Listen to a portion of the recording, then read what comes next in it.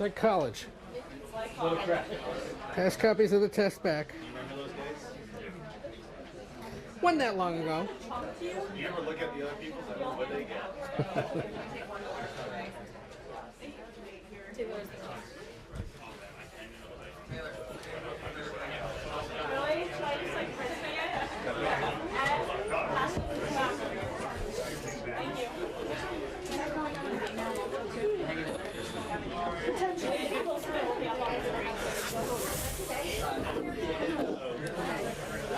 This is O'Keefe on the stick mic in the front. I'm now wearing the IFB protectively if need be. I said I'm now wearing the IFB protectively if need be. I don't know who needs to know that, who would want to know that, but I'm wearing it just in case. I have the lav mic on, and this is the stick for if we go live. I don't know who is hearing us back in the Bureau or New York, but O'Keefe has a stick mic to go live and is on an IFB if need be. Jillian would know more in the booth. What? And that's true. It is. Well, thank you very much. Yeah. Yeah. Hello. I'm fine.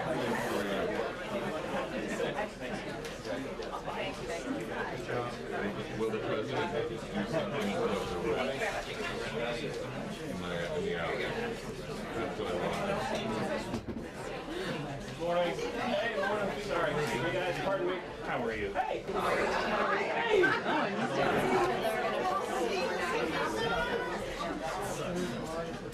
You should see.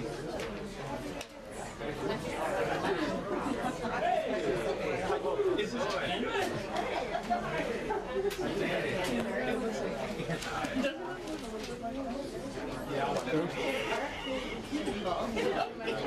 It's actually bridging lots of different subjects. Okay.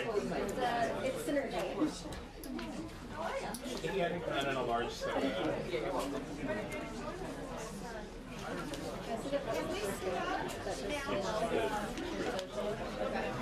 There's like nothing new.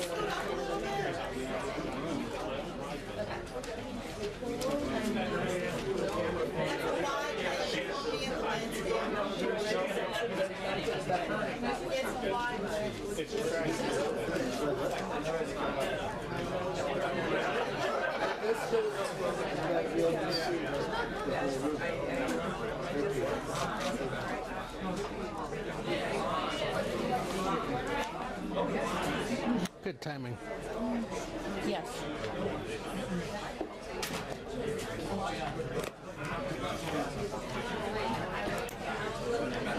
You need that spot. Thank you so much. I have like 10 more copies. Does anyone else need them? Pass them back, I guess. Yeah. Thanks.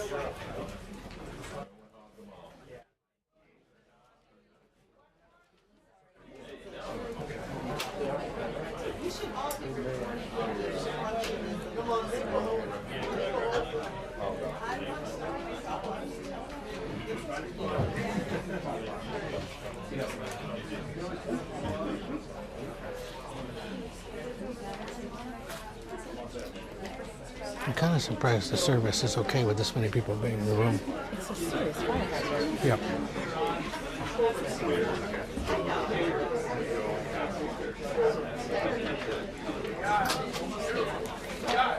Last time. But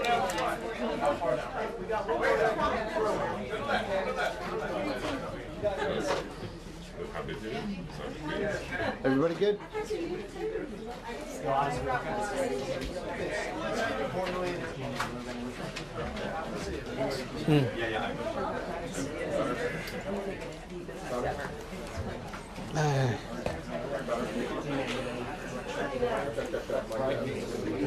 Everybody wave.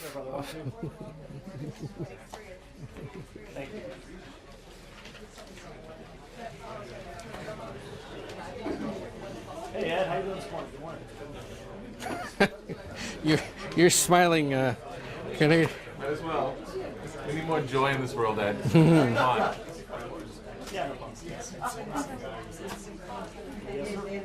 you have a preference on life?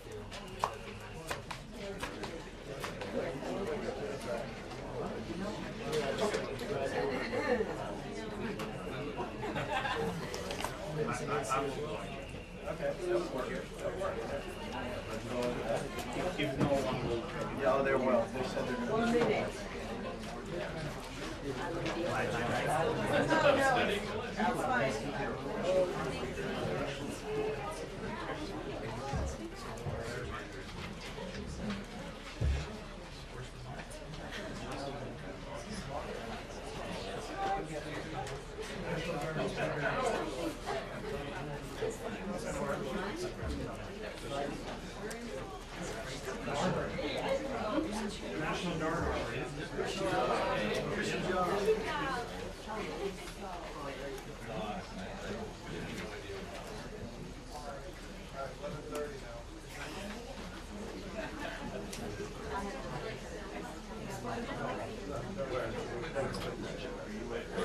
I was like, Doug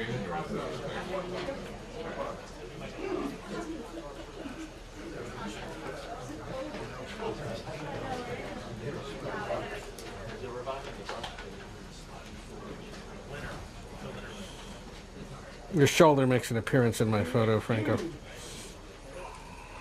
Dana and Bill, good morning to you once again. You're right, this issue will be front and center when the president arrives here in the press briefing room in the next few minutes. You can imagine quite the crowd in here. A lot of focus, of course, will be the president's comments on his plan and his words to tackle a crime rate here in D.C. that he believes is unacceptable.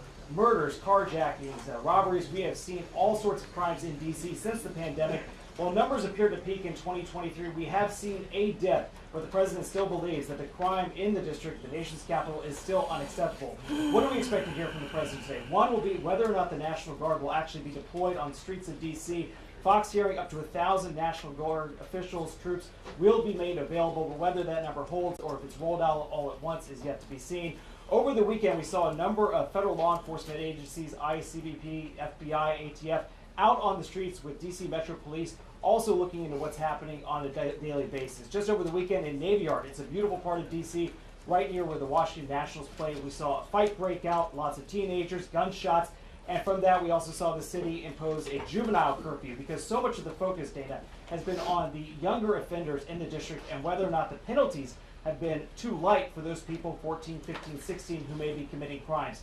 I remember we saw a number of carjackings within the last 2 years or so where it was shocking to find out that it would be a 14 or 15-year-old that would rob somebody at gunpoint and, of course, make off with the vehicle as well. We know that the new U.S. Attorney for D.C. has also been urging the City Council to come in and stiffen some of those penalties. But one of the biggest questions also will be about whether or not the president will have such authority to do what he's likely to unveil here. The White House already putting out a fact sheet of what they say is some of the arrests that were made over the weekend with the help of additional federal law enforcement sources. But one of the other questions would be whether or not we see Congress try to rein in some of D.C.'s self-governing authority that dates back several decades. It's something that Republicans up on the Hill have talked about for a long time, but may not have had the votes to do just that. D.C. has a Democratic mayor, Muriel Bowser, who had been critical of Trump in the past, especially after what happened in early of 2021. But since then, they seem to have found somewhat of a working relationship. She was on another network over the weekend in which she said that the president would be in his authority to send the National Guard out to help with D.C. police, to help with law enforcement. But we've also heard from other D.C. officials, including the sole delegate for D.C. up on Capitol Hill, who believes she does not believe the president has such authority. So obviously the focus will be on what the president is able to implement, what kind of time frame he's looking at. The White House putting out this fact sheet, basically comparing the murder rate of D.C. to other world capitals, looking at Colombia, looking at London, and whether or not those numbers would be acceptable. There's been a lot of talk also about crime this year compared to years past. D.C. police, as well as the mayor's office, has been trying to point that crime is still down from what they saw just a few years ago, but crime before the pandemic still a major issue, and like I talked about the incidents over the weekend, it is still everywhere, whether you're even just leaving the White House, going up in the National Mall area, 8th Street corridor. If you've been to D.C., there is a lot of this area that is absolutely still under concern for D.C. police. There's also been a question about resources, how many officers left the force after the pandemic. Dana, we'll see if the president weighs in on this, as well as his upcoming summit with Russian President Vladimir Putin on Friday. Dana.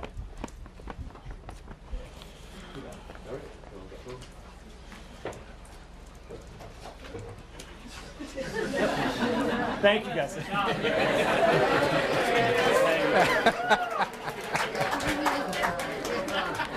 All right, Gabe, no pressure.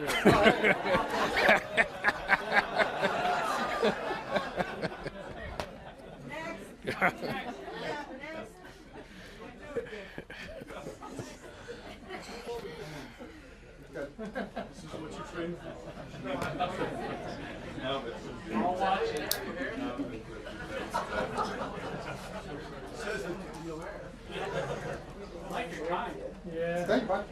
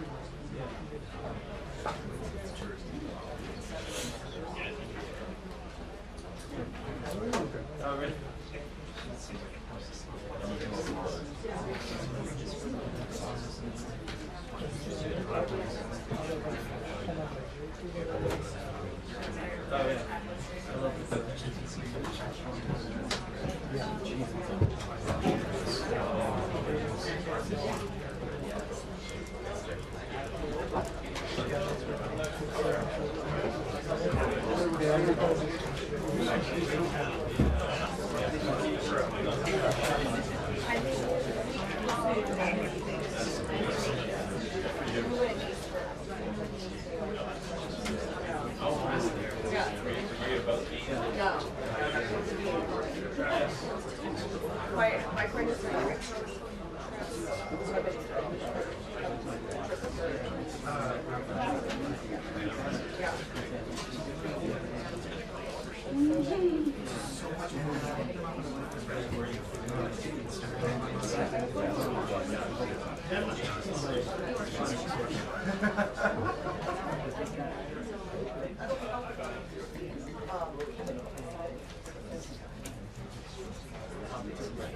Hi there, Honor. Good morning, all.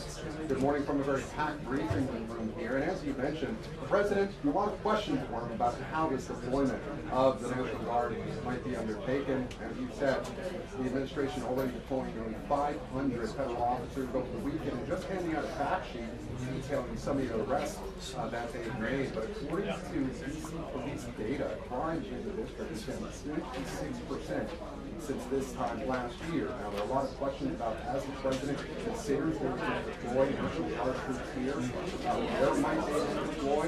Is the mayor is yet to walk into these plans according to a source close to her office. So we're waiting to hear right now, just a few moments, what the president plans to do with that. The fact sheet handed out by the administration thus far, and a post on social media several hours ago, the president saying that DC will be, quote, liberated today. Now, of course, on it is not the only topic that we expect to hear from the president. Preparations are underway for the high-stakes meeting between President Trump and Russian President Vladimir Putin. A major unanswered question right now is will the Canadian President Zelensky be invited to that summit on Friday in Alaska? And what types of concessions might the Russians be prepared to undertake? The president suggesting that Ukraine might have to cede some territory. Of course, that is something that the Ukrainians have long said that they would not be willing to do. So that, along with many other questions like war and jobs, and also reaction to the judge's ruling. Are we supposed to stand when he comes in?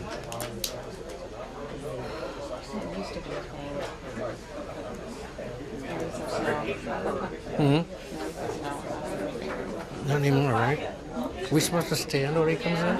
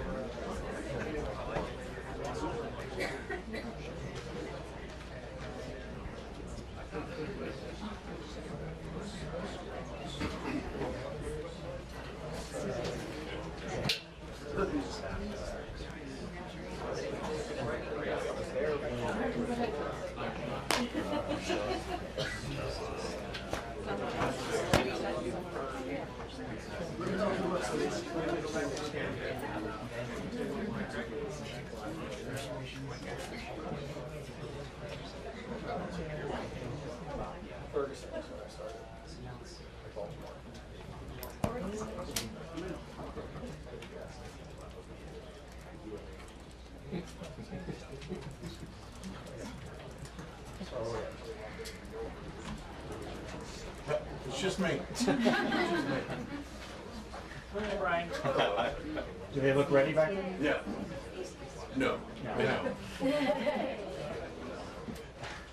I'll get you out there. The camera pans. I'm gonna swing it to cover the whole room. I bet you. Get a seat. Yeah, I will.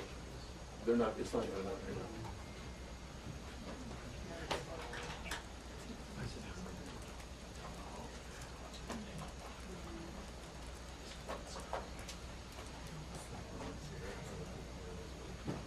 I will get out of the way, I promise you. My big head's not gonna block any camera.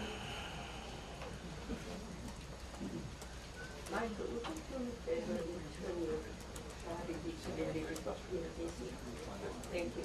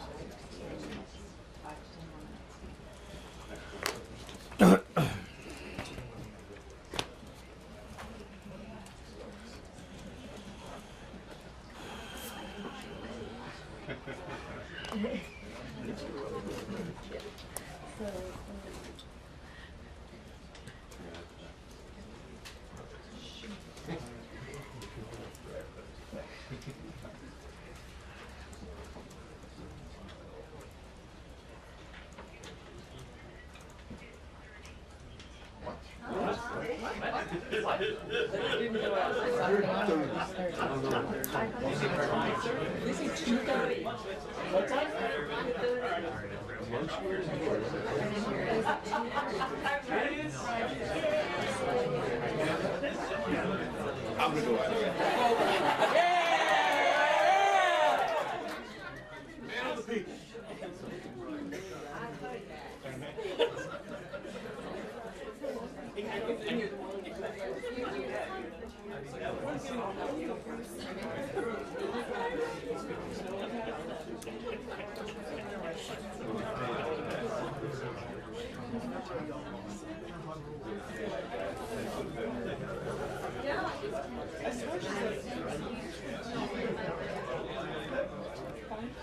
Whatever. Doesn't sound right.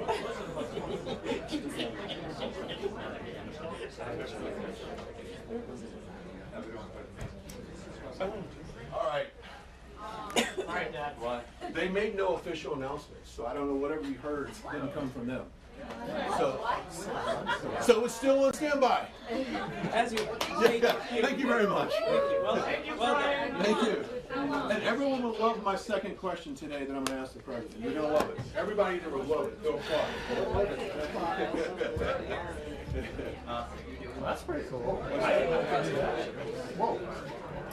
But I was out. I didn't know it. I know. There was literally something that went across. Yeah, 100%.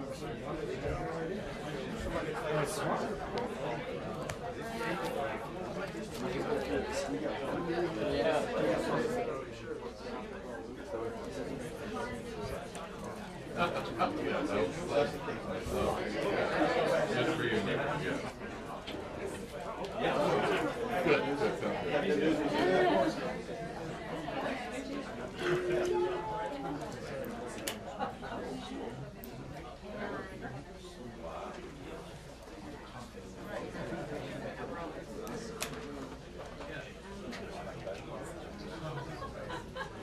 Someone is going to collapse back there.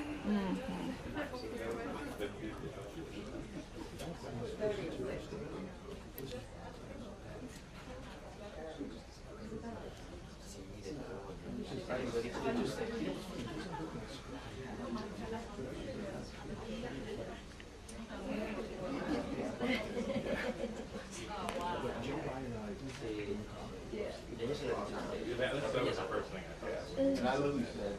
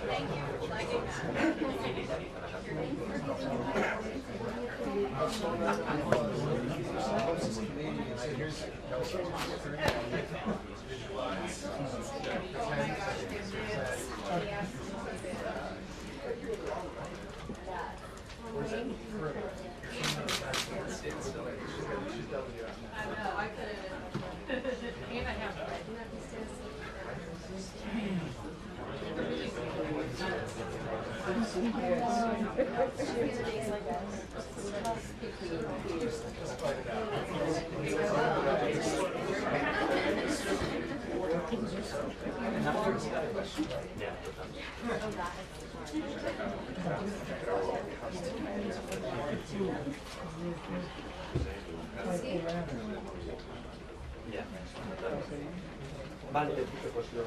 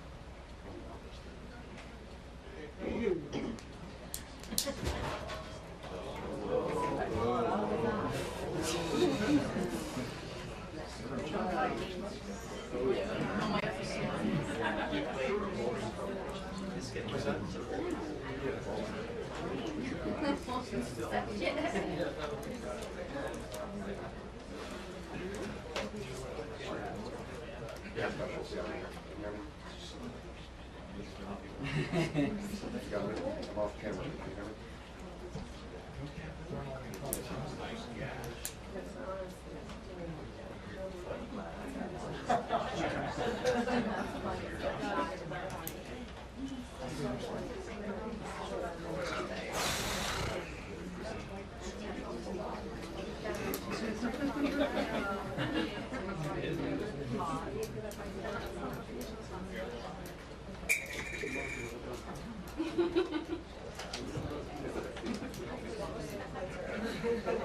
Yeah, check, like that.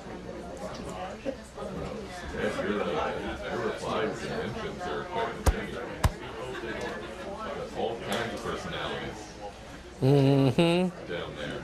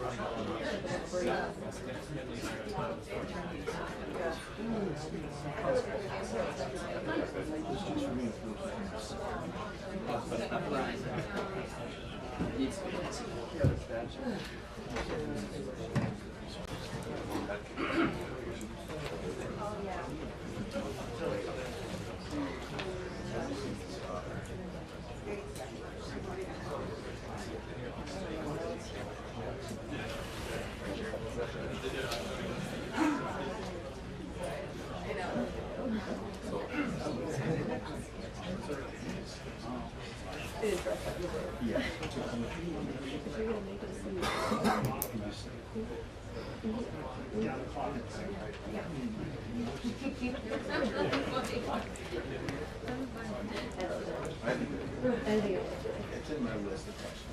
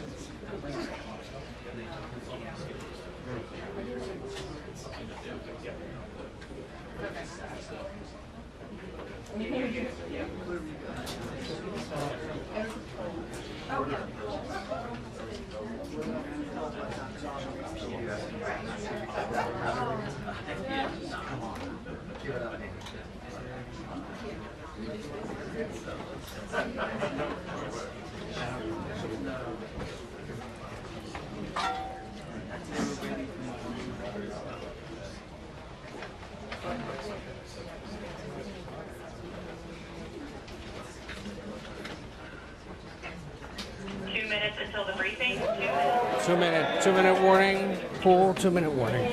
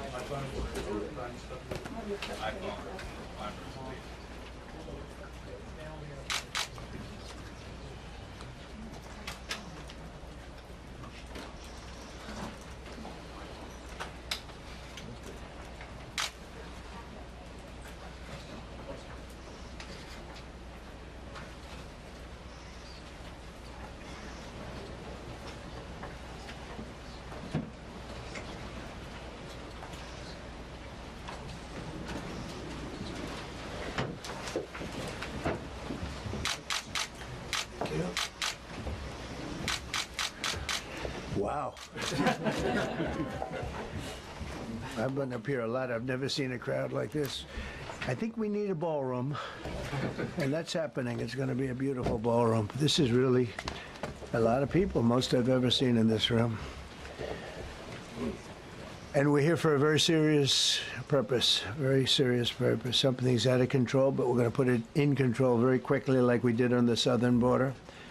I'm announcing a historic action to rescue our nation's capital from crime, bloodshed, bedlam, and squalor, and worse. This is Liberation Day in D.C., and we're going to take our capital back. We're taking it back under the authorities vested in me as the President of the United States. I'm officially invoking Section 740 of the District of Columbia Home Rule Act. You know what that is? And placing the D.C. Metropolitan Police Department under direct federal control, and you'll be meeting the people that will be directly involved with that. Very good people, but they're tough, and they know what's happening, and they've done it before. In addition, I'm deploying the National Guard to help reestablish law, order, and public safety in Washington, D.C., and they're going to be allowed to do their job properly. And you people are victims of it, too. You know, you're reporters, and I understand a lot of you tend to be on the liberal side, but you don't want to get mugged and raped and shot and killed. And you all know people and friends of yours that happened. And so you can be anything you want, but you want to have safety in the streets. You want to be able to leave your apartment or your house where you live and feel safe and go into a store to buy a newspaper or buy something. And you don't have that now. The murder rate in Washington today is higher than that of Bogota, Colombia, Mexico City, some of the places that you hear about as being the worst places on earth, much higher. This is much higher. The number of car thefts has doubled over the past 5 years, and the number of carjackings has more than tripled. Murders in 2023 reached the highest rate probably ever. They say 25 years, but they don't know what that means because it just goes back 25 years. Can't be worse. Our capital city has been overtaken by violent gangs and bloodthirsty criminals, roving mobs of wild youth, drugged-out maniacs and homeless people. And we're not going to let it happen anymore. We're not going to take it. Just like we did on our southern border. Nobody comes through our southern border anymore. 3 months in a row, we had zero. I don't know if that's right, but the people that do the work, it's a very liberal group of people, actually, and they actually said zero for the last 3 months. Nobody thought a thing like that was possible. And, you know, when you say take a look at numbers, I just saw some charts. These are different cities throughout the world. Red is, okay, the red is a place called Washington, D.C. Look at these. Baghdad is, we doubled up on Baghdad. Panama City, Brasilia, San Jose, Costa Rica, Bogota, Colombia, heavy drugs. Mexico City, I mentioned, Lima, Peru, all double and triple what they are. So do you want to live in places like that? I don't think so. I don't think so. And I think the people in this room, if you wrote correctly, you'd see, look at the kind of numbers we have. D.C., 41 per 100,000, number one that we can find anywhere in the world. Other cities are pretty bad, but they're not as bad as that. Is that where you want to live? The reporters of the world? Juvenile offenders and crimes against persons, as they say. It's getting worse. Not getting better, it's getting worse. And we had a recent indication. There was a story about a man who was just left. He quit because he was asked to do phony numbers on crime. And we're going to look into that. I think Pam is going to be looking into that. But he was asked by the city, I guess, that we don't want to show the real numbers. Let me do numbers so it looks like it's going down. Not going down. And under Biden, it was a disaster. And nobody did anything about it. We're going to do things about it like you wouldn't believe. Every American has a constitutional right to be able to access and petition their government in safety, and countless federal officials and employees likewise have the right to carry out their jobs in peace without being shot. As you know, I lost a very good person a while ago, was shot waiting for his wife. He was in the car. They robbed his car. They shot him. They killed him like it was nothing to it. She was walking to the car. It's a horror show. This issue directly impacts the functioning of the federal government and is a threat to America, really. It's a threat to our country. We have other cities also that are bad, very bad. You look at Chicago, how bad it is. You look at Los Angeles, how bad it is. We have other cities that are very bad. New York has a problem. And then you have, of course, Baltimore and Oakland. We don't even mention that anymore. They're so far gone. We're not going to let it happen. We're not going to lose our cities over this. And this will go further. We're starting very strongly with D.C., and we're going to clean it up real quick, very quickly, as they say. Days ago, a former member of the DOJ staff was savagely beaten by a band of roving thugs after the woman from an attempted carjacking. He was left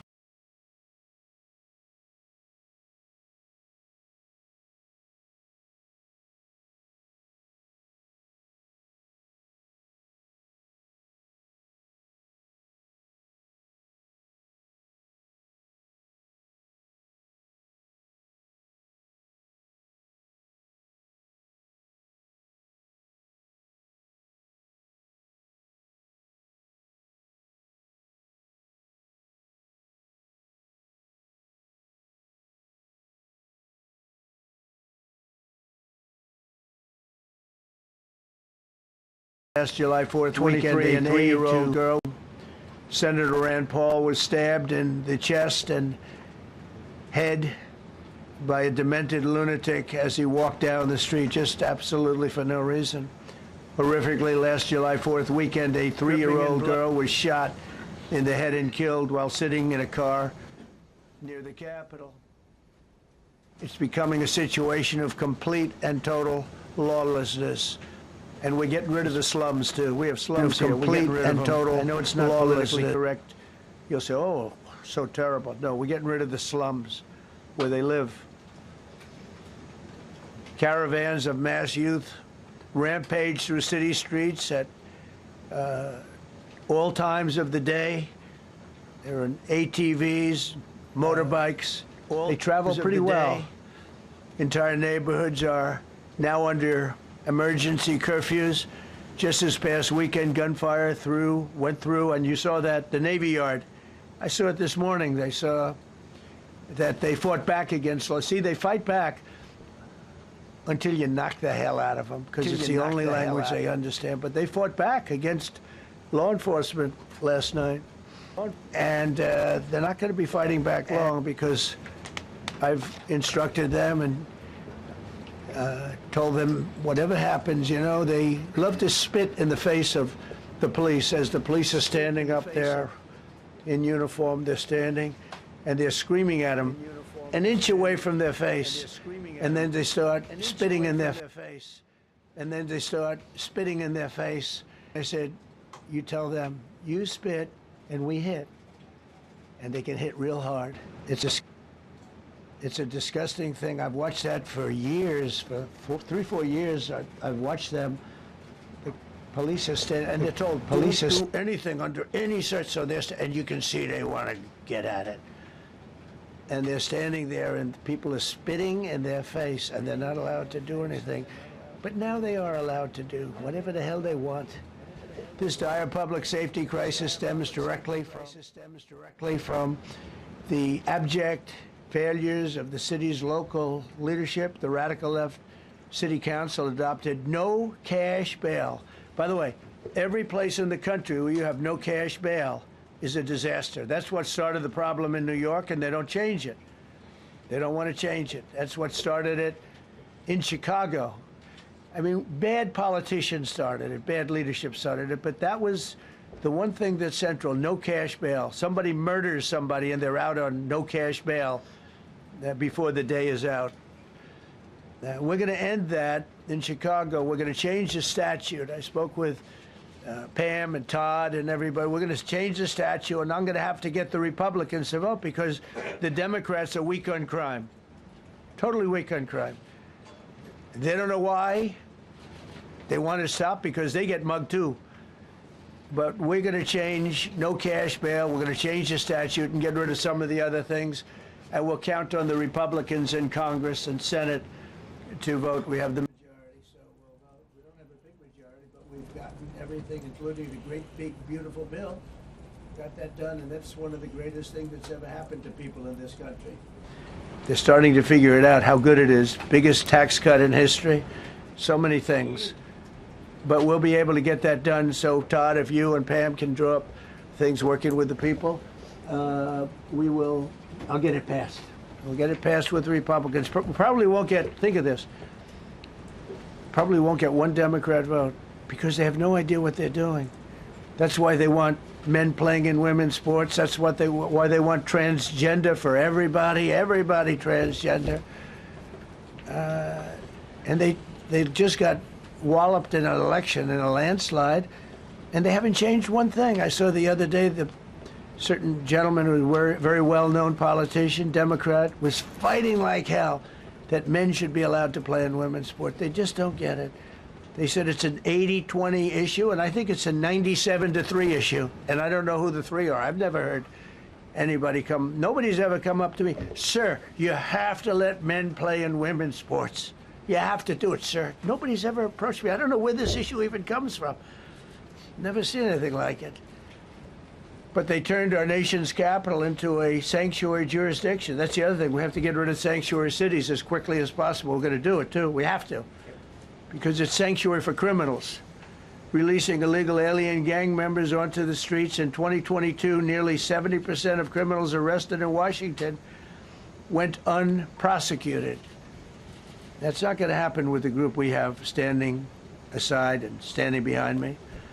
And at the Metropolitan Police Department, it's now reached a small number relatively compared to what it was, but it's thousands of people. You know, we have thousands of police. I was told today, sir, they want more police.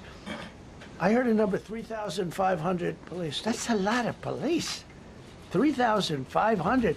I thought they were going to say, we only have 30 policemen or women. He said, we have 3,500. We need more. You don't need more. That's so many. I never heard. That's like an army. How could you need more than 3,000? It just happened 2 minutes ago.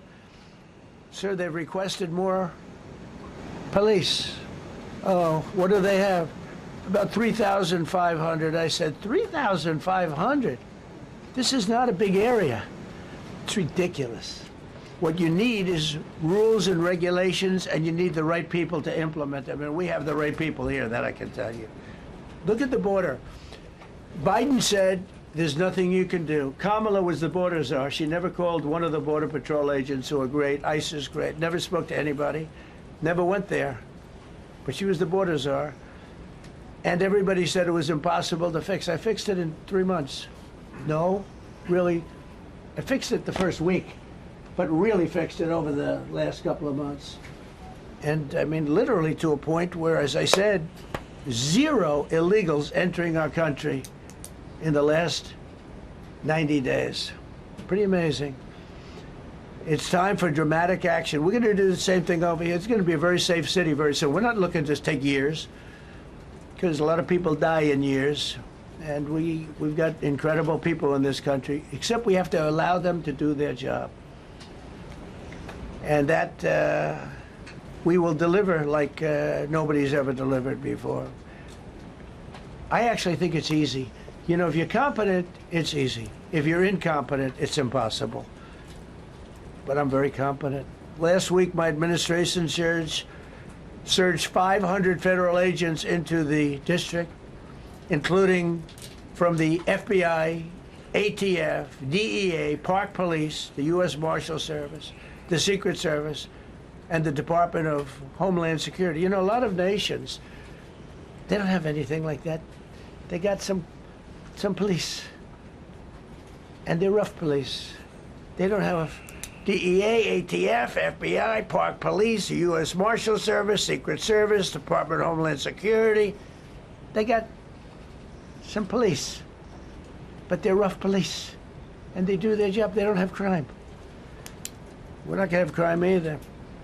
They made dozens of arrests, and that's what starts to happen. Again, cashless bail. Watch what we do with that. Today, we're formally declaring a public safety emergency. This is an emergency. This is a tragic emergency. And it's embarrassing for me to be up here. You know, I'm going to see Putin. I'm going to Russia on Friday. I don't like being up here talking about how unsafe and how dirty and disgusting this once beautiful capital was, with graffiti all over the walls. It's another part of it, by the way, because we're talking about safety, but we're also talking about beautification. We have the most beautiful, potentially, capital in the world. We always had. But people come from Iowa, they come from Indiana, they come and then they get mugged. Not going to happen. Keep coming, because by the time you get your trip set, it's going to be safe again, and it's going to be clean very quickly. We're going to replace the medians that are falling down all over the roads. We're going to replace the potholes. We're going to put a nice new coat of asphalt over the top. No, we don't have to rip the road out and spend 7 years building a new road because they cut everything. Because some designers said, well, we need a 1/4 inch more turn for safety reasons. No, we're going to do it right. We're going to get it done quickly. So today we're declaring public safety emergency in the District of Columbia. And Attorney General Pam Bondi, who's fantastic, is taking command of the Metropolitan Police Department as of this moment.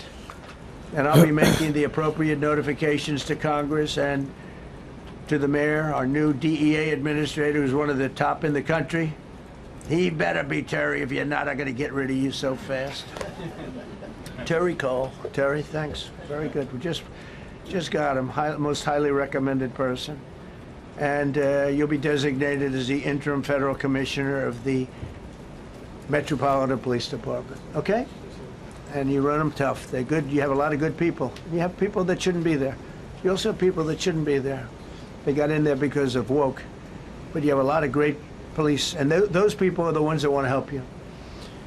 This city will no longer be a sanctuary for illegal alien criminals. We will have full, seamless, integrated cooperation at all levels of law enforcement, and we'll deploy officers across the district with an overwhelming presence. You'll have more police, and you'll be so happy because you'll be safe. When you walk down the street, you're going to see police, or you're going to see FBI agents. We're going to have a lot of agents on the street. And you're going to have a lot of essentially military, and we will bring in the military if it's needed, by the way. We're going to have National Guard. But Pete Hegseth will tell you about it. We will bring in the military if needed. People say, oh, that's so terrible. He's going to bring in, it's been used many times over the years.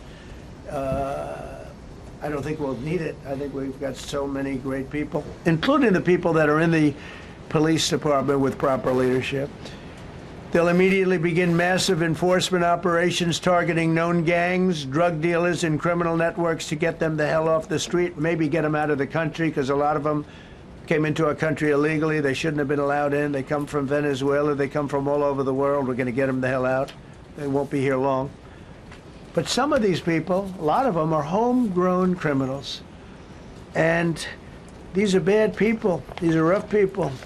And this is just a list of some of the people that were given to me today that were criminals removed from the D.C. streets this weekend. They were rough and tough. But we're rougher and tougher.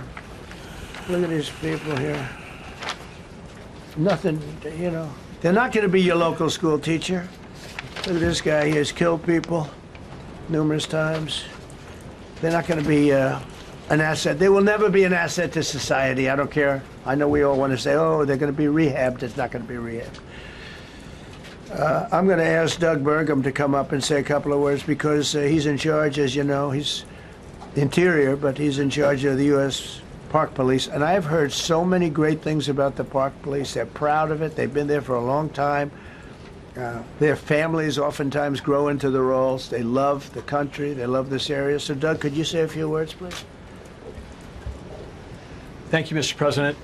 On behalf of the U.S. Park Police, this is the oldest federal police force in the nation. They were formed in 1791 by none other than President George Washington. They've got the awesome responsibility of protecting our nation's most sacred monuments. The National Mall, Washington Monument, Jefferson Memorial, Lincoln Memorial, Statue of Liberty, and out west, the Presidio and the Golden Gate area. These folks have tens of millions of visitors a year, the kind of people that President Trump's talking about that come from around the country and around the world to see our sacred and learn about our history and our sacred monuments. They've been doing a fantastic job, but they are so pleased, the rank and file, that President Trump is now allowing them to enforce the law. As those of you that live in the city may know, that the circles and the triangle parks that are spread throughout D.C. are actually federal park property. So the U.S. Park Police also have responsibility for that. These became littered with homeless camps under the Biden administration. All of you saw that. Since President Trump's executive order on March 27th, making D.C. safe and beautiful again, the U.S. Park Police have removed over 70 homeless camps. And President Trump also talked about beautification. They're stopping and enforcing the laws against graffiti on our monuments. They've removed over 80 specific attacks against our history with graffiti on our monuments. So they continue to do a great job, whether it's in their vehicles, on foot, or on the mounted police that you see around the National Mall. And President Trump, they thank you. The rank and file is so happy to be enforcing the law again. Thank you for your leadership, and they're excited about the announcement you're making today. Thank you. Very good. Great job you're doing. Thank you very much. Pete, could you say something about the military, if you would? Well, Mr. President, it's an honor to be here. And at your direction this morning, we've mobilized the D.C. National Guard. It'll be operationalized by the Secretary of the Army, Dan Driscoll, through the D.C. Guard. You will see them flowing into the streets of Washington in the coming week. At your direction as well, sir, there are other units we are prepared to bring in. Other National Guard units, other specialized units. They will be strong, they will be tough, and they will stand with their law enforcement partners. This is nothing new for DOD. As the President noted, at the border, we've got 10,000 troops down there who've been operating in defense cooperation areas, defense zones, where there's zero illegal crossings because of troops on strikers scanning the border. We've been protecting other people's borders for 20 years. It's about time we protect our own. And we're working with ICE and CBP. In Los Angeles, we did the same thing, working with the California National Guard, working with ICE officers. ICE officers deserve to do their job and not be attacked. We will work alongside all DC police and federal law enforcement to ensure this city is safe, this city is beautiful. And as I always say about President Trump to the troops, he has their back. And my message to the National Guard and federal law enforcement in Washington is, we have your back as well. Be tough, be strong, we're right behind you. Thanks, Mr. President. I'm going to ask Pam, because she's now, as you heard me say, she's really in charge of a lot of what we're talking about. She's done an incredible job. And people are going to start to see the fruits of her labor. And Pam, maybe you could say a few words about what we're talking about here. Sure, President. Let me be crystal clear. Crime in D.C. is ending and ending today. We are going to use every power we have to fight criminals here. President, thank you for caring about our capital. Families come here every summer. Our museums are free. We have the National Zoo.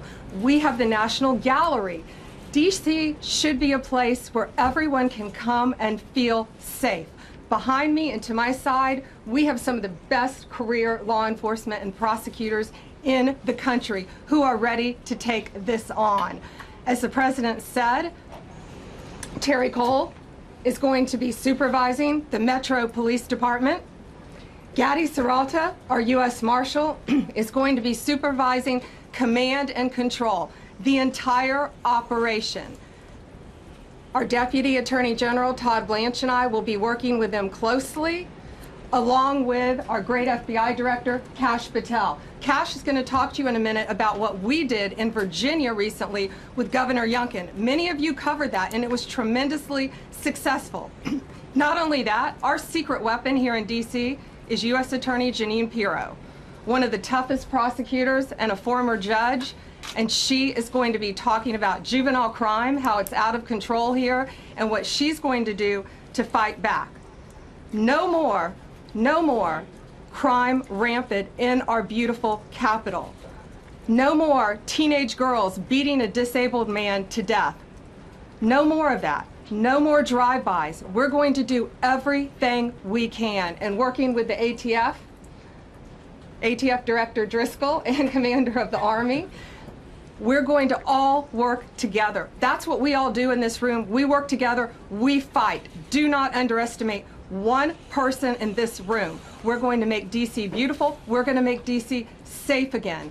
One other thing, just at the wharf a few days ago, the area of the wharf, Terry Cole reached out to me, not even nightfall, on the weekend, where so many families in tourists go.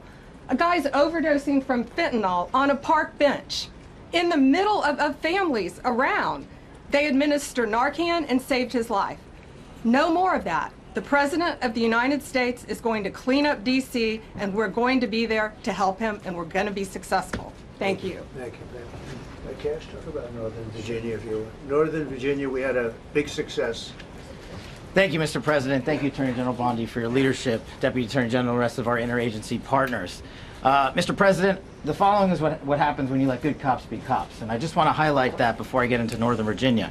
This year alone, under President Trump's administration, we've had over 4,000 child victims identified and found. That's a 33% increase from the same time period last year. 33% increase. We've had a seizure of 1,500 kilograms of fentanyl up to this date. That is a 25% increase since the same time period last year.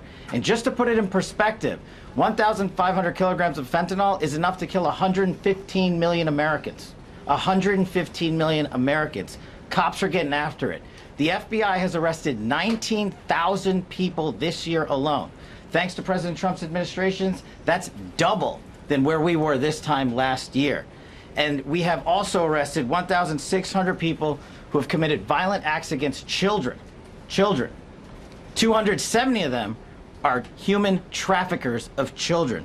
Mr. President, this is what happens when you have great leadership at the Attorney General with Pam Bondi, your administration's priority of protecting the homeland and protecting American citizens and protecting our children, and the murder rates are plummeting. We are now able to report that the murder rate is on track to be the lowest in U.S. history, in modern recorded U.S. history, thanks to this team behind me and President Trump's priorities. And how do we do it? And what are we going to bring to D.C.? What we did in Northern Virginia, thanks to Terry Cole and Governor Youngkin and the team, we stood up a task force out in my Northern Virginia field office, and we said, let's let good cops be cops, let's get them the intelligence and what they need, and let's get the red tape out of their way, and let's get DOJ partnered up with us to bring great prosecutions, and that's exactly what we did. In 1 month, we arrested 545 violent felons. 545 in the state of Virginia, thanks to Governor Youngkin's partnership.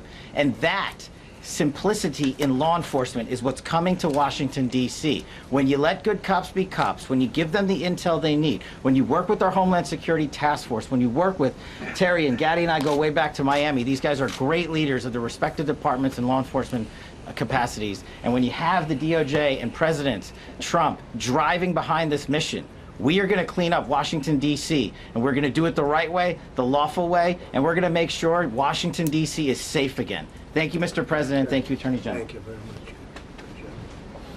Thank you, Cash. So the process begins right now. It actually started over the weekend. We confronted a lot of very bad people, but it's going to be something that will be pretty amazing to you as you watch it. And I think most of you say it's a beautiful thing to do it right.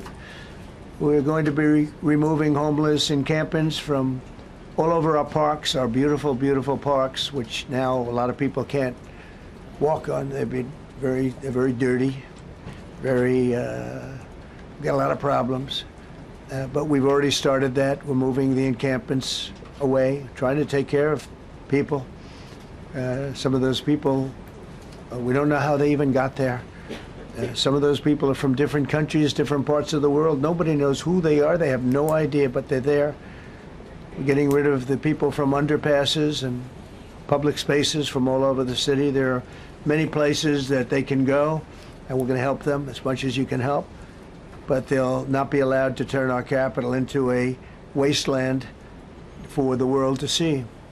The Metropolitan Police Department and the federal authorities will be supported in the effort, a really big effort, the 800 D.C. National Guardsmen that we'll put on, and much more if necessary, much more. You remember I said, I offered 10,000 once. Remember I said to a certain person, who I thought always was highly overrated, not very competent, but I said, if you need them, we'll give you 10,000 of the military or the National Guard. They turned me down. But if necessary, we're going to move service members directly to joining the Guardsmen, and that'll take place very rapidly, and that'll be done in conjunction with Pam and with Pete and everybody else. Washington, D.C. should be one of the safest, cleanest, and most beautiful cities anywhere in the world, and we're going to make it that. We're going to make it safe. We're going to make it smart. We're going to make it beautiful, so beautiful. Some of the buildings, we're going to add to it. You see what we've done at the White House. White House is a whole different building. I do that in my part-time because it's a natural instinct as a real estate person. I was very good at that, and I was very good at fixing things up. I like fixing things up. You see what's happening. The marble floors are being reinstalled, renovated, fixed. The whole place is becoming very beautiful. We're going to be adding a magnificent ballroom, most beautiful ballroom, I think, anywhere. We need it. I would have certainly loved to have had it today. I think we would have filled it up. A lot of you are standing outside, can't get in this room. I have never seen the room like this, which tells me that you want to talk about, I mean, this was a D.C. news conference. It tells me that you want to talk about crime in D.C. and beautification of D.C., but I'm going to put that's easy. And I think, frankly, fixing the crime with the pros, fixing the crime is easy, too. A person who I've known for a long time, and she's been incredible. She was a fantastic, one of the best ever district attorneys in New York. She was in Westchester, and she became a judge, very successful judge. And then she went into show business because she was such a good DA and such a good judge, tough judge, but fair, always fair. Nobody ever complained about that, but she was tough. And because of that and her reputation, she went into showbiz. So a lot of people don't, they think of Janine as showbiz. Actually, showbiz was not her thing. And she did great. She was on, along with a couple of other of my friends, on the #1 show. And she did great, but this is what she loves doing. This is really her baby. What she's going to do is going to be incredible. And I'd like to speak for just a few seconds on what she has in mind, what she wants to do. We're going to be appointing some judges. We have some open spots, and we're going to take people, because the judges are letting killers out. They just say, go, that's okay, don't worry about it. So we're putting some, Pam recommended, Todd recommended, some judges that are great. Janine recommended. Janine's given me 3 great candidates already. We have about 10 open spots, and we could probably create some more. We need them. Janine, would you say a few words, please? Thank you very much, Mr. President, and thank you, Madam Attorney General, and to all my partners here. We all want the same thing. We all want a safe city. We want a safe capital. We want to be able to bring our families here. We want to be able to come and enjoy the history that makes this place great. And unfortunately, we are not in that position right now. And Mr. President, I want to thank you for taking the step that we need right now to make criminals understand that they are not going to get away with it anymore. And I'm not going to stand here and go over and over the cases. But what I can tell you is this.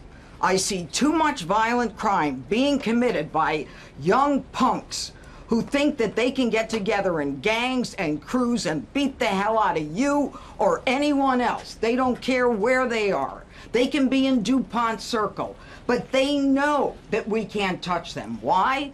Because the laws are weak. I can't touch you if you're 14, 15, 16, 17 years old and you have a gun.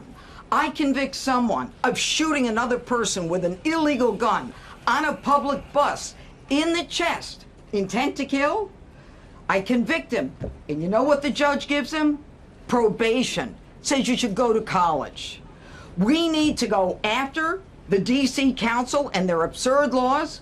We need to get rid of this concept of, no cash bail. We need to recognize that the people who matter are the law-abiding citizens, and it starts today. But it's not going to end today, because the president is going to do everything we need to do to make sure that these emboldened criminals understand we see you, we're watching you, and we're going to change the law to catch you. And my final note is this. These kids understand that the jurisdiction is through the State Attorney General, Brian Schwab. I did a poster of the young man from Doge who was beaten bloody with a severe concussion, a broken nose. And then I did a poster of what happens to those kids, because I can't arrest them, I can't prosecute them. They go to family court and they get to do yoga and arts and crafts. Enough. It changes today. Thank you, Mr. President. Thank you, Jim. You're welcome. Great job. Thank you. If I could, I just signed some executive orders. I'd like to have Will please come up, and we'll let the people know what we signed. Do you want to put them down? Yes, sir. Go ahead. A short while ago in the Oval Office, President Trump signed 2 crucial executive actions to deal with the emergency crime conditions we currently face in the District of Columbia. The first of these was an executive order, as President Trump said before, invoking his powers under Section 40 of the Home Rule Act to take federal control of the D.C. Metropolitan Police Department. Along with that executive order, President Trump signed the statutorily required notification letters to Mayor Bowser and to the relevant House and Senate committee leaders. The second major executive action that President Trump signed was a presidential memorandum directing the Secretary of Defense to utilize the National Guard to address the conditions we see on our streets here in D.C. It also authorized the Secretary of Defense to work with state governors to utilize their National Guard units if necessary as well. These are bold, decisive steps intended to combat the out-of-control crime conditions we've seen on D.C.'s streets for far too long, and I, for one, am deeply proud to be part of an administration that's finally coming to terms with these issues, sir. Thank you very much. Sir. Thank you. So, just to conclude, Washington, D.C. should be one of the safest, cleanest, most beautiful places anywhere in the world. It was years ago.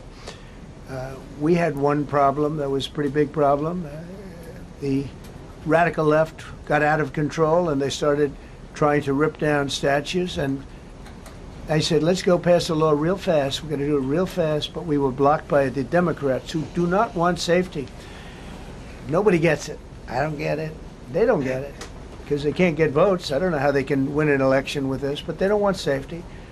And I found an old statute, very old, early 1900s, that said if you so much as touch or even think about destroying a statue or a monument in Washington, D.C., you go to jail for 10 years with no probation, no anything. In other words, slightly different than we have today. Today we have cashless bail. There you get jailed 10 years. No curtailed sentence, 10 years. And we took it out. Nobody used it. It was never used because, you know, it's harsh. And you remember they started to rip down the statue of Abraham Lincoln. I said, that's a tough one to rip down. He was pretty good, Pam. I think he was pretty good. When the ropes started going around Abraham Lincoln to pull him down, Andrew Jackson, others, and they were heading to the Jefferson Memorial, Thomas Jefferson. We're going to do a big number there. I said, it's time. And I signed that statute immediately. We had it updated. We made it use the same language, all passed by Congress. And I announced it's 10 years in jail, no probation, no anything, 10 years, no curtail sentence if you touch, so much as touch a statue in Washington, D.C. And it was an amazing sight, beautiful sight. Everybody just left. The ropes were hanging around Andrew Jackson, and there were 2 ropes around Abraham Lincoln. They left the rope, but everybody just left. And that was the last problem we ever had. You know, that was the last problem that we ever had with the statues. They were going wild, and somebody came to me and said, sir, in 1910, I don't want to give you an exact because you'll say, Donald Trump gave us wrong dates around like early on. You know, if I'm slightly off, they make you sound a little bad. So I won't put myself in that position. I won't put you in that position because I think everybody agrees with what we're doing today. But when I signed that thing, it was like a miracle. Everybody left. They were gone. They were starting to march down. They started the march toward Thomas Jefferson. And I figured he was always going to be safe. But they found something with him, and they found something with Abraham Lincoln.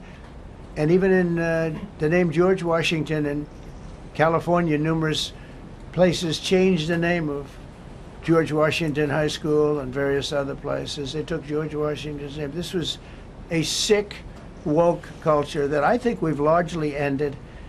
And a lot of those people that were woke are now turning out to be the opposite. I won't go so far as to say MAGA. It's a very special category. But they've gotten out of that.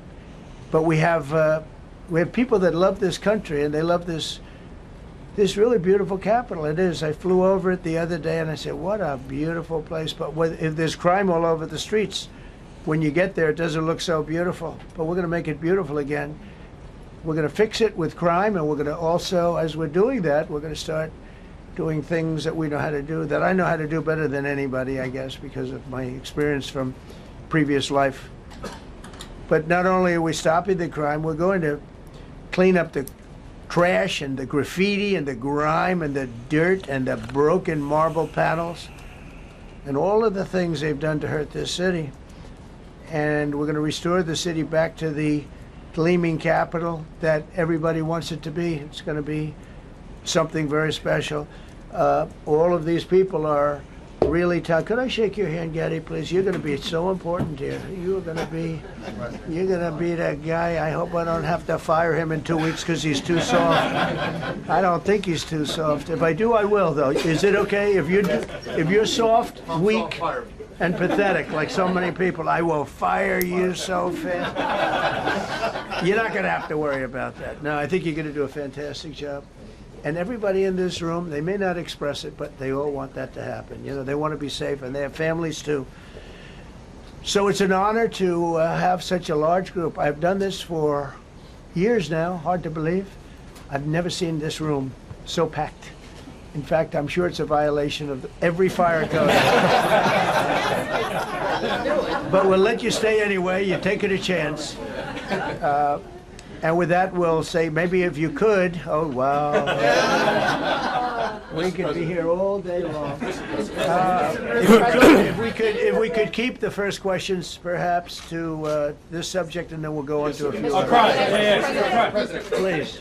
Mr. President, thank you so much. Can you talk about how personal of an issue this is? You talked about flying over the Washington Monument and seeing pride of what D.C. is, and do you believe that the status of the city, the cleanliness, the way that crime is low, is a direct reflection on how the country is run? Yeah, I do. I think the Capitol, look, everyone comes here. They're all coming. All the leaders, they're all wanting to come. And I say it, I've said it again, but I'm really just quoting other leaders from NATO, from the Middle East, King of Saudi Arabia, Qatar, UAE. I was over there. We brought back $5.1 trillion of investment into our country. But I was, a month and a half ago, I was at NATO. We had a great thing. They agreed to put up 5% instead of 2%. 2% they didn't pay, 5%'s already paid. We had a great meeting, and they all said the same thing. They said our country was dead. They thought our country was gone. 1 year ago, they said your country was dead. And now you have the hottest country anywhere in the world. We do. We have the hottest country in the world right now. The tariffs have helped. It's given us not only the money, it's billions, trillions of dollars of money, but it gives us great power over enemies. We solved 5 wars with Pakistan and India. We just solved one. Azerbaijan and, as you know, and Armenia. War was raging for 37 years. And the 2 leaders got up and they said, we never thought this would be solved. Russia tried to solve it. They all tried to solve it.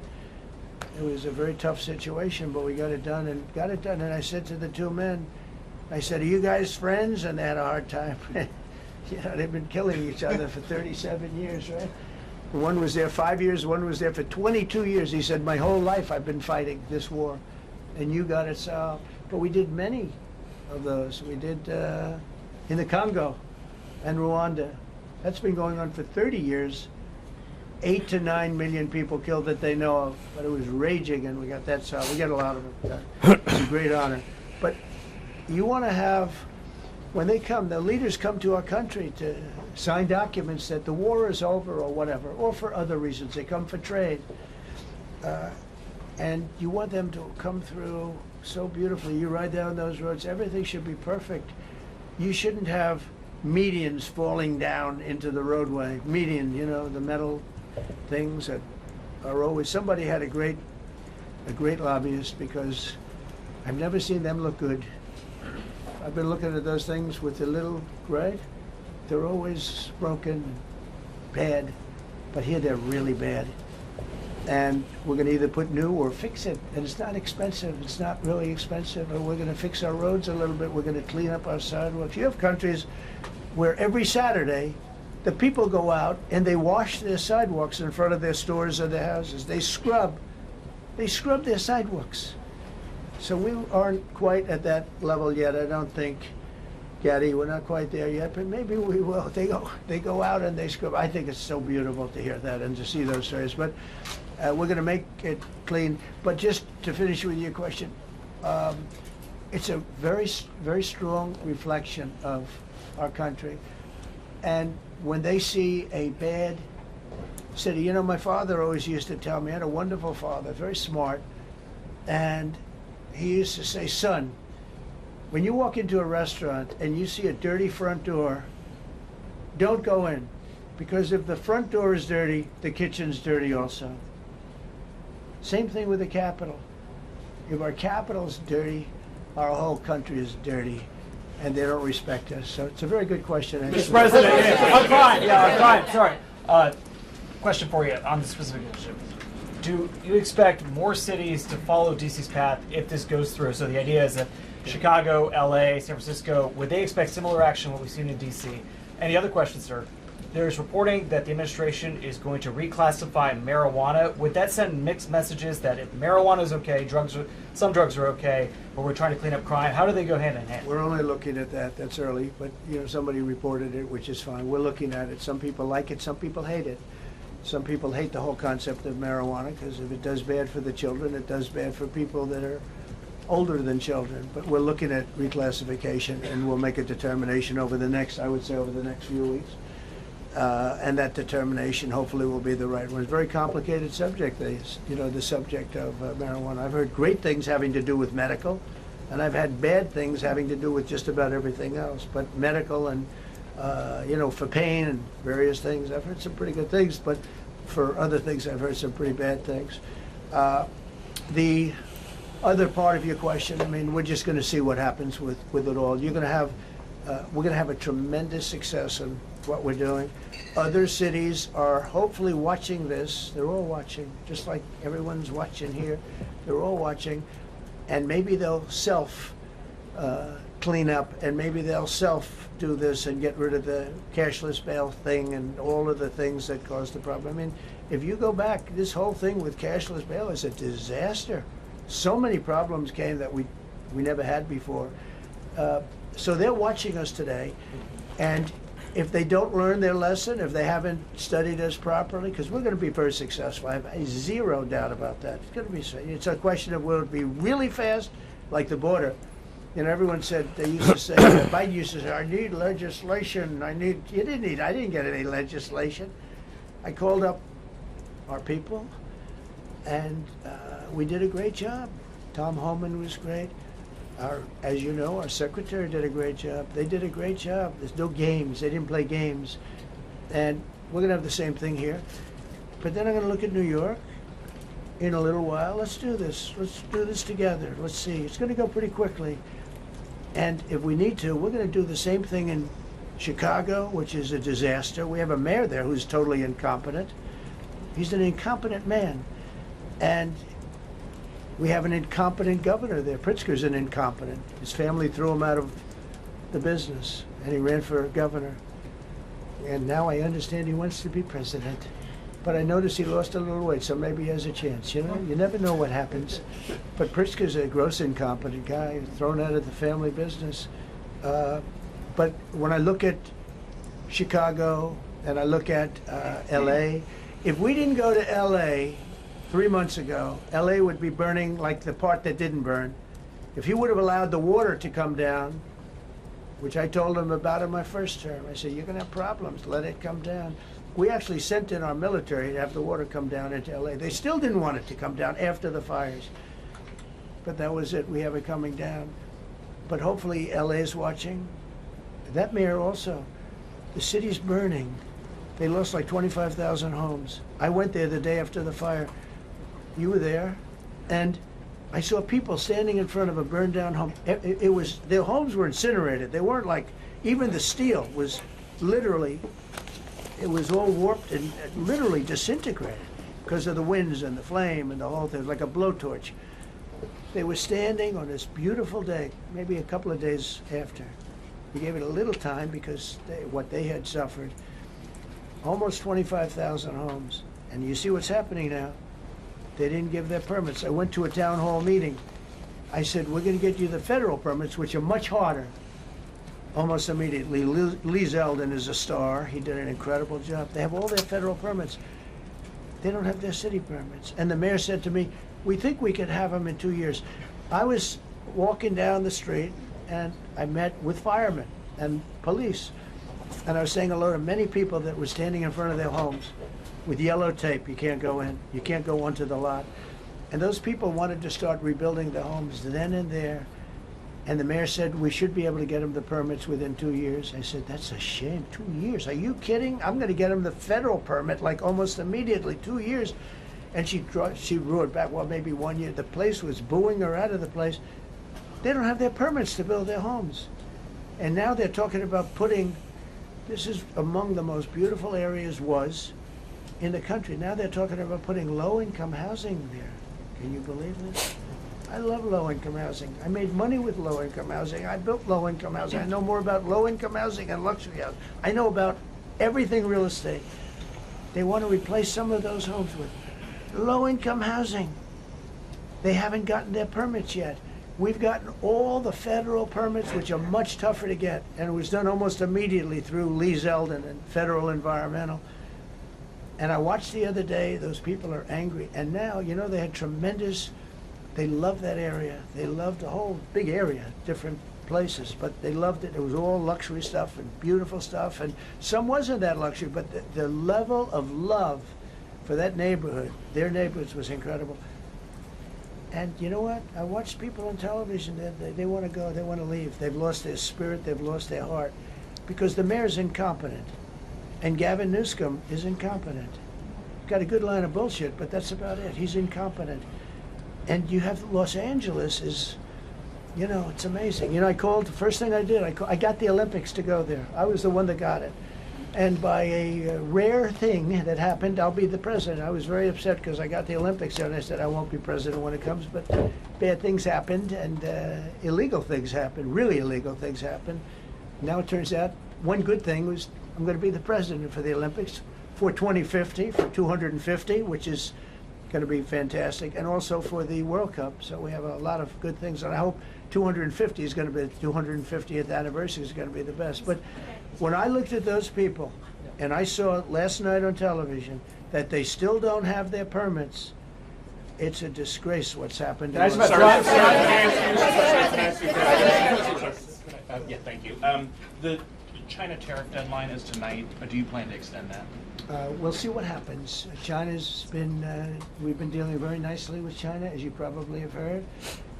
They have tremendous tariffs that they're paying to the United States of America. And we'll see what happens. They've been dealing quite nicely. The relationship is very good with President Xi and myself. President, you mentioned your upcoming meeting with President Putin. Can you tell us what you hope to get out of that and whether you'll consider inviting President Zelensky to join? So you have to understand, this is a war that should have never happened. This is a war that wouldn't have happened if I were president. It would have never happened. It was the apple of his eye. I got along very well with President Putin. But if you look, under President Bush, they took a lot of territory. Under President Obama, they took a lot of territory. Under Biden, they essentially took the whole thing. You know, it's just a question of time. Under Trump, you know what they took? Nothing, nothing. I was the one that said, you can't build your pipeline that was half built. I came in, I stopped the pipeline. It's called Nord Stream 2. Nobody knows that, you know? Nobody ever heard of Nord Stream 2. You might have not even heard. Biggest pipeline in the world. I stopped it. I was not a friend of Russia, but I got along well with Putin. It's always good to get along with other countries if possible, but that doesn't mean you roll over like Biden did. Biden came in and he immediately approved the pipeline. I couldn't believe it. Then they say Trump wasn't tough on Russia. I wasn't tough. I was the toughest. Putin said, if you're not tough, I would hate like hell to see you. I stopped the biggest economic development job, the biggest job that Russia had ever built. I stopped it. It was dead. And this low IQ president came in and he let them build a pipeline and supply oil and gas all over Europe, you know? So this is really a feel-out meeting, a little bit. And President Putin invited me to get involved. He wants to get involved. I believe he wants to get it over with. Now, I've said that a few times, and I've been disappointed because I'd have like a great call with him, and then missiles would be lobbed into Kiev or some other place, and you'd have 60 people laying on a road dying. I said, that's cold, that's cold. But it's a violent war. 5,000 to 7,000 people a week are dying. And you know, there's nobody from here. They're all Russian and Ukrainian people, and some people from the cities, much smaller number, but still, those missiles do damage and they kill a lot of people, but mostly soldiers. And they're young soldiers, although in the case of Ukraine, they're getting much older. They're drafting 60-year-olds now. It's a terrible thing to witness, and I think I have an obligation. Look, this is Joe Biden's war. This is not my war. I made a deal with NATO a month ago. You covered it very accurately, actually, where We don't pay anything anymore. You know, we're not paying anything. They are buying things from us, and NATO is paying us. I got it raised from 2% of GDP to 5%. And they're paying us for everything that we send. We're not paying. But Biden approved $350 billion. Europe has spent $100 billion. The money that's been spent and the death is incredible. It's the worst thing that's happened, by far the worst that's happened since World War II. So I'm going in to speak to Vladimir Putin. And I'm going to be telling him, you got to end this war. You got to end it. And he wasn't going to mess with me. This war would have never happened. You know, we had a discussion about it one time, and we never had that discussion again. Would have never happened. And when the election was rigged, and then Biden took office, which was barely took office, the Europen took office, bad things started happening. Bad things, stupid things were said. And it ended up in a war. And you know, and I don't believe this will happen anymore because I have that pretty well covered. This could end up in a third world war. This could have been a third world war. I don't think that's going to happen now. But I thought it was very respectful that the president of Russia is coming to our country as opposed to us going to his country or even a third party place. But I think we'll have constructive conversations. Then after that meeting, immediately, maybe as I'm flying out, maybe as I'm leaving the room, I'll be calling the European leaders who I get along with very well. And, you know, I have a great relationship, I think, with all of them. And I get along with Zelensky, but, you know, I disagree with what he's done. Very, very severely disagree. This is a war that should have never happened, wouldn't have happened. But I'll be speaking to Zelensky. The next meeting will be with Zelensky and Putin, or Zelensky and Putin and me. I'll be there if they need, but I want to have a meeting set up between the two leaders.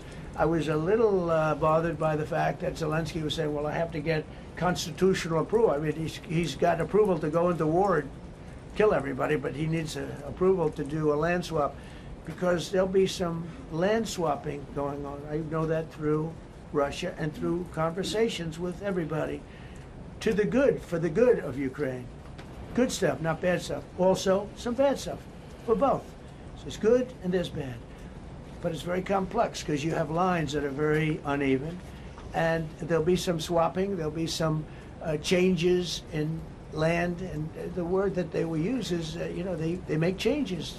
We're going to change the lines, the battle lines. Russia's occupied a big portion of Ukraine. They've occupied some very prime territory. We're going to try and get some of that territory back for Ukraine. But they've taken some very prime territory. They've taken largely ocean, you know, in real estate we call it oceanfront property. That's always the most valuable property. If you're in a lake, a river, or an ocean, it's always the best property. Well, Ukraine, a lot of people don't know that Ukraine was largely 1,000 miles of ocean. That's gone. Other than one small area, Odessa, it's a small area. There's just a little bit of water left.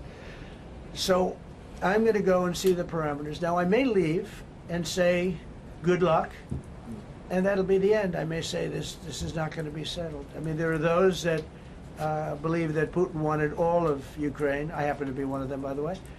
I think if it weren't for me, he would not be even talking to anybody else right now. But I'm going to meet with him. We're going to see what the parameters are. And then I'm going to call up President Zelensky and the European leaders. Afterwards. Right after the meeting, yeah. And I'm going to tell them what kind of a deal. I'm not going to make a deal. It's not up to me to make a deal. I think a deal should be made for both. I think Russia has to get back into building their country. It's a massive country. I think they have 11 time zones, if you can believe it.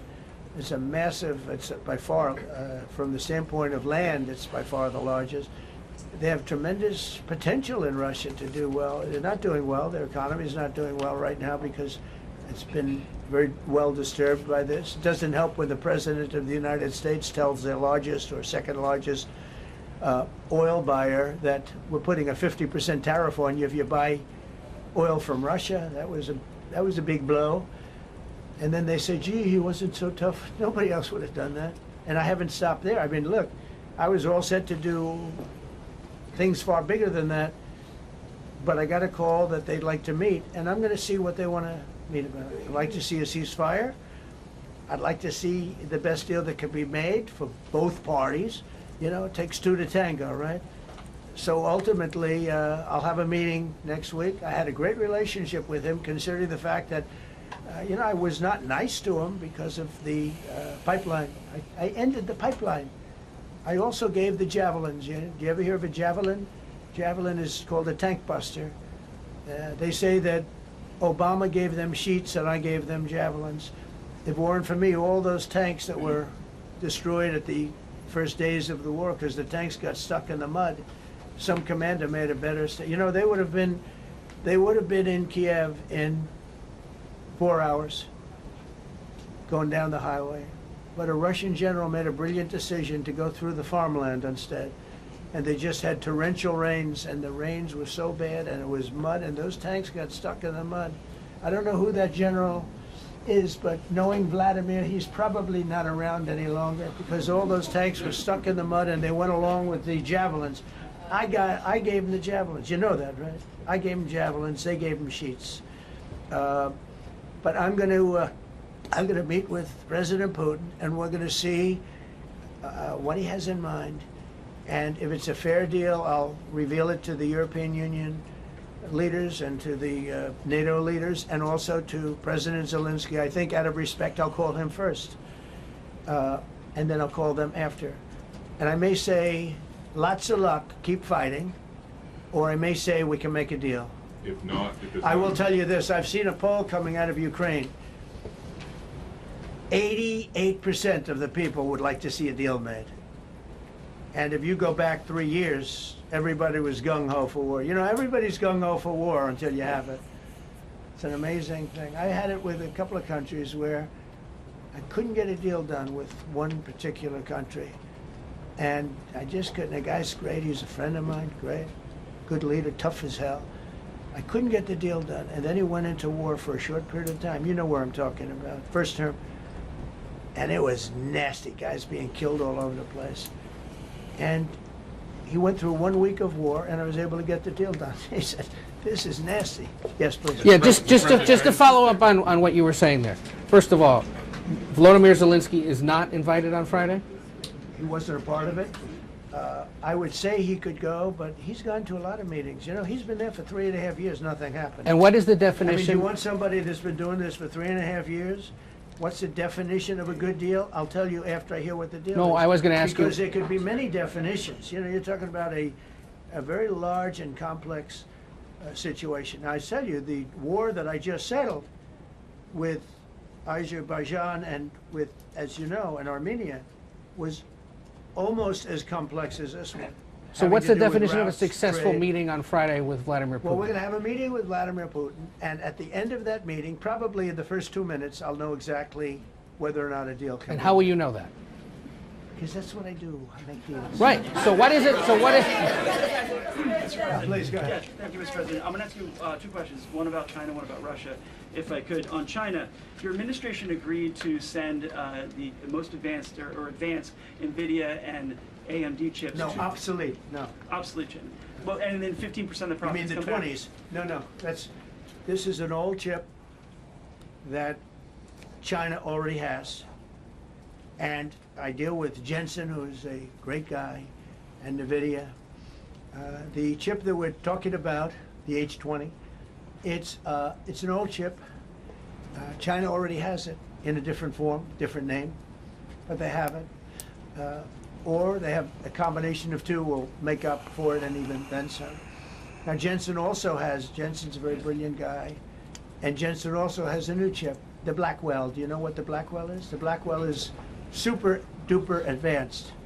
I wouldn't make a deal with that, although it's possible I'd make a deal, a somewhat enhanced in a negative way Blackwell. In other words, take 30% to 50% off of it. But that's the latest and the greatest in the world. Nobody has it. They won't have it for 5 years. But the H20 is obsolete. You know, it's one of those things, but it still has a market. So I said, listen, I want 20% if I'm going to approve this for you, for the country, for our country, for the U.S. I don't want it myself. You know, every time I say like 747, I want, yeah, for the Air Force. So I just wanted, so when I say I want 20, I want the country. I only care about the country. I don't care about myself. And he said, would you make it 15? So we negotiate a little deal. So he's selling a essentially old chip that Huawei has a similar chip, a chip that does the same thing. And I said, good, if I'm going to give it to you, because they have a, they have a stopper, what we call a stopper, not allowed to do it. A restricted, it's really known as a restrictive covenant. And I said, if I'm going to do that, I want you to pay us as a country something, because I'm giving you a release. I released them only from the H-20. Now, on the Blackwell, I think he's coming to see me again about that, but that will be a unenhanced version of the big one. Like, I don't know if you know it, we will sometimes sell fighter jets to a country, and we'll give them 20% less than we have. You know what I mean, right? So on That's Russia, the same. do you see a time, Mr. President, when there could be normal trade between the U.S. and Russia? Should your meeting go well, should there be peace? I do, yeah. Russia has a very valuable piece of land. If Vladimir Putin would go toward business instead of toward war, it's a warring nation. That's what they do. They fight a lot of wars. A friend of mine said Russia's tough because they just keep on fighting. They beat Hitler, so did we, and they beat Napoleon. They've been doing this for a long time. I asked a question to a very, very smart man that some people like and some people don't like. Viktor Orban, right, from Hungary, the head of Hungary, and he's in that same area and knows the two countries very well. I said, this was before Biden didn't do anything to get us out of it. He could have gotten us out of that. It would have never happened. I said, so can Russia be beaten by Ukraine? He looked at me like, what a stupid question. He said, Russia's a massive country, and they win their country and they win their life through wars. They fight wars. That's what they do. He said, China beats you with trade. Russia beats you with war. That was a very interesting statement. China's not beating us with trade, not when I'm in charge. But they were beating Biden with trade, but they never beat us with trade. Don't forget, China had to pay $400 billion worth of tariffs when I was last time. That was last time. And if we didn't have COVID, all of this stuff we would be loaded. We're finding hundreds of billions of dollars of cash is pouring into our country now because of tariffs. And all we're doing is we're doing what they do to us. It's so beautiful to see it. They found last month, as you saw, $25 billion of excess cash flow. They're saying, where did it come from? I said, I'll tell you where it came from. It came from a place called tariffs, and we're doing very well. We're really doing well. But I expect to have a meeting with Putin that I think it'll be good, but it might be bad. And I'm here for one reason, to get rid of a war that somebody else started. Should have never happened. And if I could end it, great. Complex war, a lot of bad blood, But Zelensky's been there for 3.5 years. So if you put him in a room, now I will say this, ultimately I'm going to put the two of them in a room. I'll be there or won't be there. And I think it'll get solved. Yeah, please. Mr. President. Thank you, Mr. President. Excuse me, I'm going to suggest, because do you have any other I've questions? got a question. On DC, because I don't want them to be, these are incredible people. I don't want them to be standing up here. Does anybody have a question? Yes.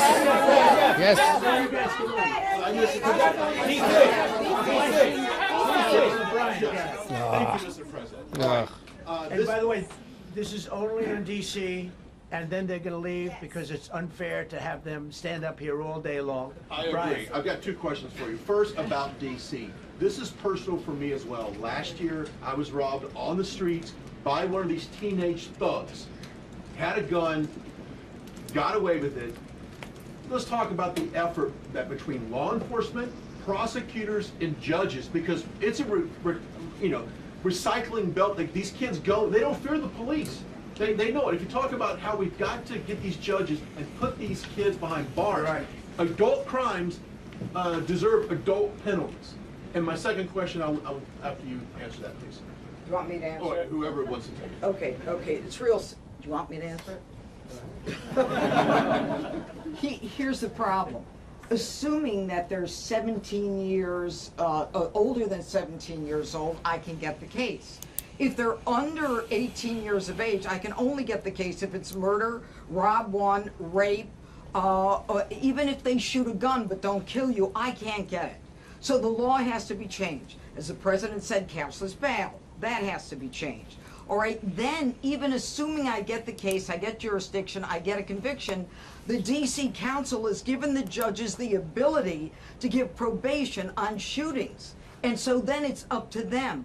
All of these things, the Youth Rehabilitation Incarceration Reduction Act, and now they want to seal records. So if we work hard, we get a conviction, they want to wipe it out. So that needs all to be changed. Okay, Mr. Question. Pam, would you answer that? Yeah, and just back to that topic.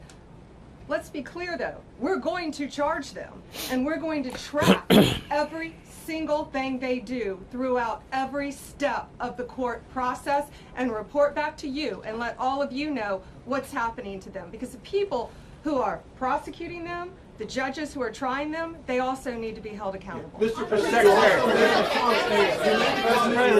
this is the most people we've ever seen in this briefing. I've never seen ever, right? I've never seen any. Where's Caroline? Where's my superstar? Caroline. She's not back. Where's Caroline? Come here, Caroline. Is she doing a good job, by the way? Come here. Is this the largest crowd that you've ever seen? This is definitely the most packed briefing, and I think all of you would agree. I think it's why we need to build a ballroom. Mr. President, I have a better idea. Mr. President, question for Secretary Henson. My question is this. You're building the big, beautiful ballroom. Could we build a big, beautiful briefing room, updated technology, more seats? I don't want to do that. I don't want you to be comfortable. I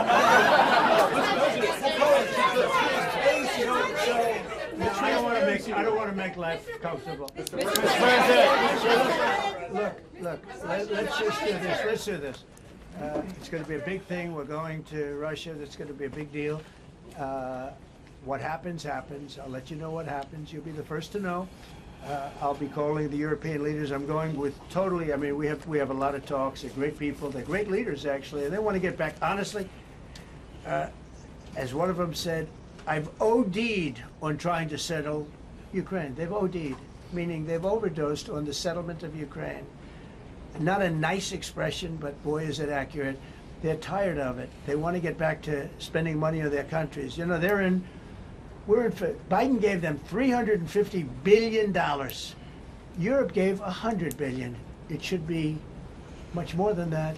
Shouldn't have been that kind of, they should have had equalization, but they didn't. But you know what? Still a lot of money.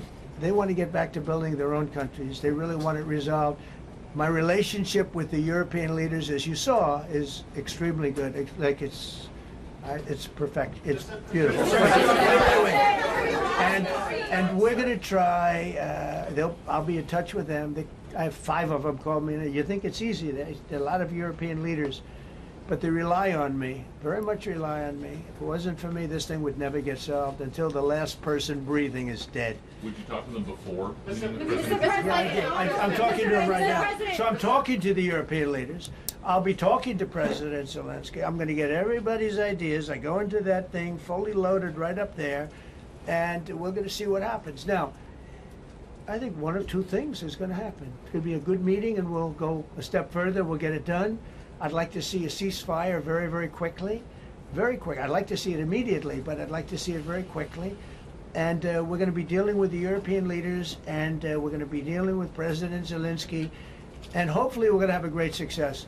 As far as this, what we did today, and I think you were here for D.C. more so than even Russia, because Russia will be, you know, we have a couple of days to go, but the Russia is going to be very interesting. But to me, what is very exciting, and we're going to take back our capital.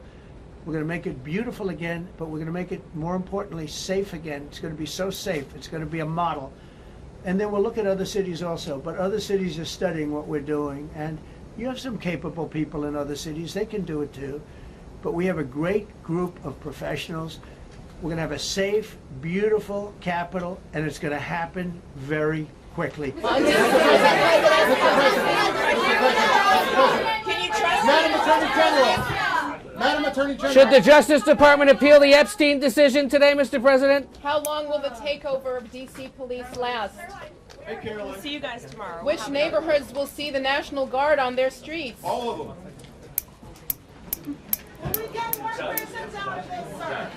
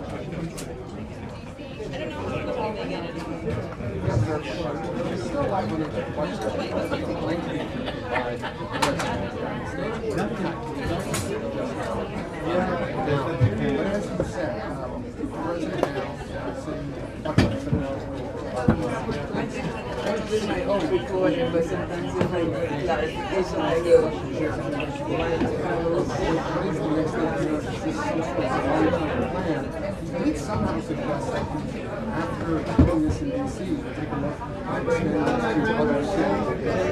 The fun's just getting started. The hard work now. Tourist destinations, all the into the city.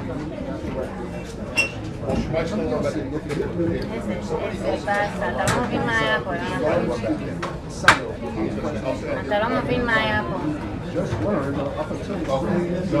אתה שומע? מה קרה? לא מאמינה. אני מיד מעבירה את זה לך. תקשיב, נתן לארבעה אנשים לשאול שאלה, אתה לא מבין מה היה פה, כל שאלה הוא עונה רבע שעה, 20 דקות.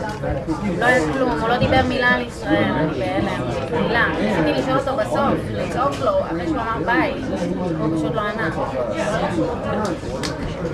אתה רוצה שאני אדבר על משהו שהוא אמר פה, על הקטע שהוא רוצה להציב שוטרים בוושינגטון לגמור על הבטיחות, או שזה לא מעניין?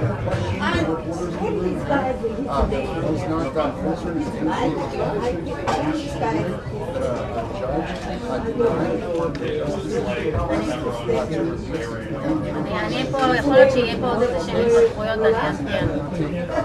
אני אסביר.